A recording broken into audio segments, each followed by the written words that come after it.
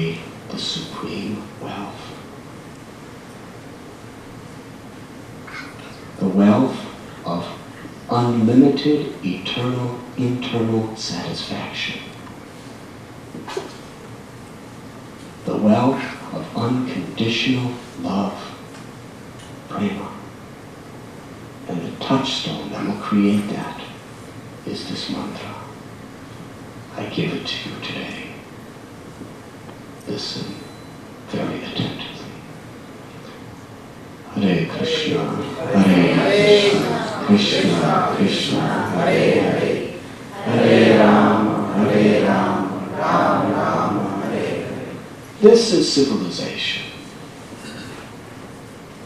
When people understand the value of spiritual wealth. When people honor, adore, and recognize themselves. Not because they sing nice or dance nice or put all kinds of nice makeup on their face, or they crash against each other harder than somebody else, or they have bigger bank balances. Real civilization, based on foundation of knowledge and truth, is when we honor and respect people who are honest, who are compassionate, who are self-controlled, who love God, and who live for that love. That is opulence. We see in the Vedic scriptures the great kings. They would put the crown of their head on the feet of the renowned sadhus. They wanted what they have. They would ask. The sadhus were not asking the king for blessings. The king was asking. Vishwamitra Muni comes to Ayodhya. Maharaj Dasarat. Dasarat, how did he get that name? Dasarat. He could fight so powerfully and fast as a Kshatriya against the enemies that it appeared that he had 10 chariots. He could annihilate 10 chariots around him in a circle single-handedly. And he was the king, the emperor. And Vishwamitra Muni, he had nothing. He was coming out of the forest. But he had God realization.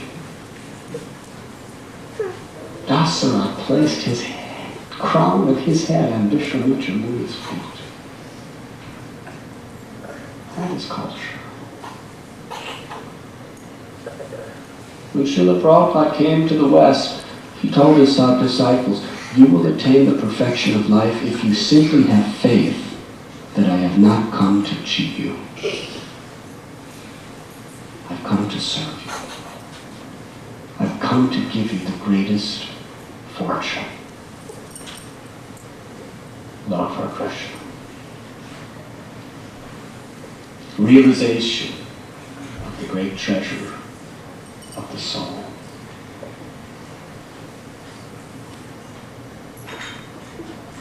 So we see in Bhagavatam 5th canto, there is a story of Priyavrat. Priyavrat was the eldest son of Swami Bhagavan. But he associated with Narada Muni. And this Narada Muni, he was a very, very influential personality. So although Priyavrat was supposed to inherit the entire kingdom, he didn't want anything to do with it. He just went up to a mountain and just performed tapasya. And left the kingdom to his younger brother, Uttanapada, who became the father of Dhruva Maharaj. After some generations, there was no descendants of King Uttanapada. So Swami Bhagavan went all the way up to that mountain, because Priyavrat was still there, and said, you should become king. Priyavrat says, king? That means I have to live in a palace? That means I have to get married? Have a wife? Children? and I have to rule over armies, and I have to tax the citizens, and I have to manage the welfare and protect everyone in the world. It's a big responsibility. He had no inclination. He was self-satisfied. But then Lord Brahma came down, and Narada came. And Brahma happens to be the guru for Narada. And Brahma told him, if it's your duty to have all these things, that is bhakti. You should use it. Use it in the service of God. So yes, we could have wealth. We could have all this technology. So many, all these things. But what do we use it for? That is the question. Are we using it for our sense gratification? Are we using it to promote forgetfulness of God? Or are we using it to facilitate service to God? There was a famous spiritual person, and when people would give him money, he would just turn the other way and say, never let me see the face of that sinful currency. I have no inclination. Prabhupada would tell that story about that man. But Prabhupada said, but if you give me money, I will accept it. And I will use it for Krishna. I will use it for the welfare of others. So that brings us back to the beginning of our lecture. What does the scripture say about homes? That if in our homes we are not worshiping the Supreme Personality of Godhead, we are not offering charity to others, we're not honoring saintly persons, then our home is likened to the holes that the snakes live in. Hare Krishna. Do you know, have you ever seen a snake hole? You will. They're very dangerous places.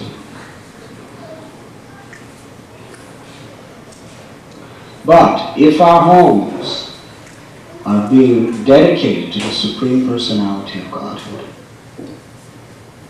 if our homes are being used in the service of God, then our home is Vaikuntha, the spiritual world. Whether it's a simple little home, whether it's a big, beautiful home, it is Vaikuntha. If the worship of the Lord is prominent, and service to others is coming out. So today we're so happy that the proprietors of this abode have invited so many people into their house to see the beautiful form of the Lord, to hear the glories of the Lord, to chant the holy names of the Lord. This is the ultimate purpose of a home, to serve out the prasad of the Lord. This is culture. What we have, we should use for the welfare of others. And there's no greater need in human society than spiritual enlightenment.